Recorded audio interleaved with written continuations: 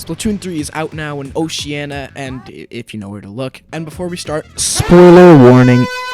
Okay, let's continue. The story mode in the past Splatoon games has pretty much been just a glorified tutorial, little story to follow, very easy, and overall just a lack of enjoyment. Splatoon 3 story mode is a good approach to the story mode. It's pretty much as if Hero Mode and Octo Expansion had a baby. I will get obviously into this as we go. So, I'm going to be going over the overall structure, the gameplay, and the story. Again, spoilers ahead, leave if you want to experience this for yourself. Alright, let's go. So the overall structure of Splatoon 3's story is at first sight, just another Splatoon 1 and 2 style hero mode, pretty basic, unlock kettles, hop in, nothing more, progress. And then Nintendo's like, you're wrong, and after you fight Octavio again, you're in the real story mode, and the previous one is revealed as just a tutorial. So the way it works is much more like Octo Expansion, where you can complete the game, but you don't have to play every level to beat it. You just need to complete enough so you can unlock more parts of the map with power eggs, which are basically CQ points, and you only need to complete around 3 levels per stage in order to unlock the next one. There are 6 stages in total, and I'm actually not quite sure how many levels are on each, but there is a lot. Every other stage has a boss fight, which we'll get into a bit later. And speaking of the stages, they are hub worlds, just like the past single players, but they are quite a lot bigger, and you can explore them to find hidden rewards, such as more music, locker items, drink tickets, etc.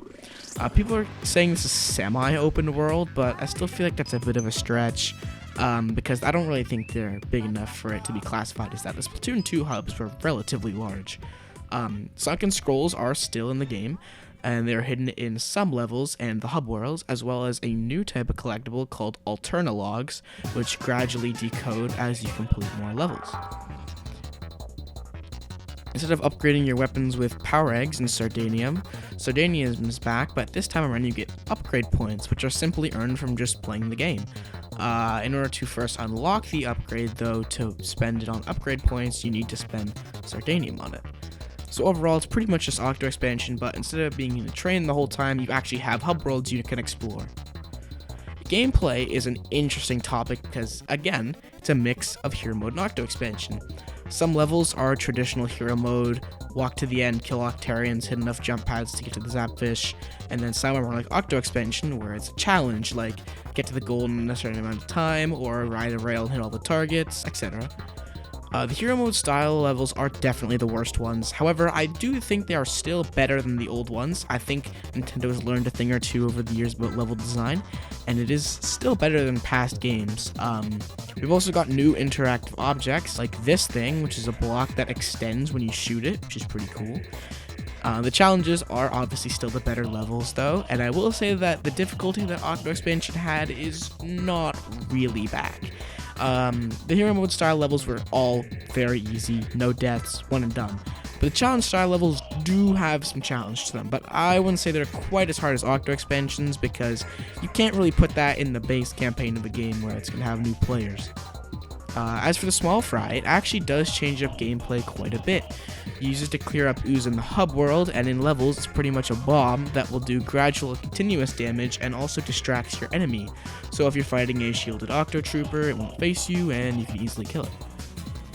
The bosses are similar to Splatoon 2's design, that being do enough damage, shoot the core, do it 2 more times, etc., and you're done. But the boss's movesets are different overall, and the final boss is much more similar to Octo Expansion. You have the pre-fight, you're getting to your destination, the actual fight, and oh yeah, it's a great boss fight. Well, you can look at it for yourself or play when the game is available to you. Starts off using the mechanics from the hub world to approach the boss, then you weaken him, and then you just go all out. And so yeah, overall this gameplay is a mix of Octo Expansion and Hero Mode style levels, and the bosses are also nice because of the characters. On to the plot. You go out with Captain Cuttlefish to find the Great Zapfish because it was stolen again. You start off in the desert going to kettles Hero Mode style, using your small fry to clear the ooze, which I kind of already talked about. And then you then get to your first boss fight with Octavio, where Octavio tells Cuttlefish it wasn't him who stole the Zapfish this time, and they fall down to Alterna, the actual story mode, and then you're separated from him, and you land with Callie, Marie, and Old Agent 3, which by the way will have a different appearance depending on how you made Agent 3 look in Octo Expansion. if you played it, that is. And they explain you need to find them, so you traverse through Alterna, meet Deep Cut, who are your 3 bosses and antagonists. You eventually arrive at a rocket piloted by Mr. Grizz. It's later revealed that he was the one who created the ooze. You travel up it to confront him, and he shows that he killed Captain Cuttlefish and blasts off alone.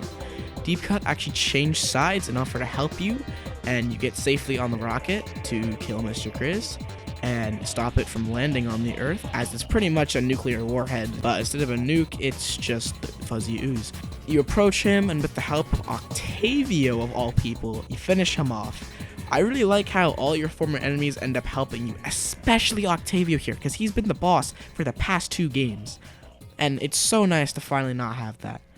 The story itself also isn't super basic like Splatoon 1 or 2. It's actually got some depth to it as to where is Cuttlefish, the purpose of taking Cuttlefish, purpose of the rocket, overall just more depth.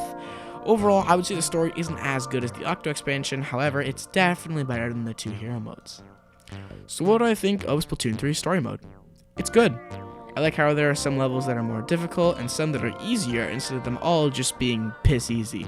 I understand they can't really have those because, like I said, it's included with the game and it's going to be available to new players, whereas the DLC is a thing where if you already have the game, you like the game, buy a DLC. I think the character design is amazing. I love Deep Cut so much. I love their dialogue. I love their designs.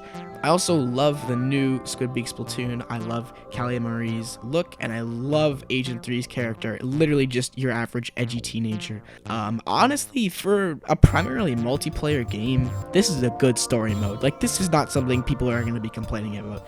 This truly is, I would say, worth the $60 price tag. And remember, we're getting DLC as well, so that's probably going to be even better. It'll hopefully be better than Octo expansion as well. Whew. Alright, and there you go. Thanks for watching. For more Splatoon 3, subscribe. I will try to upload regularly, which is like unheard of for me, and have a good day.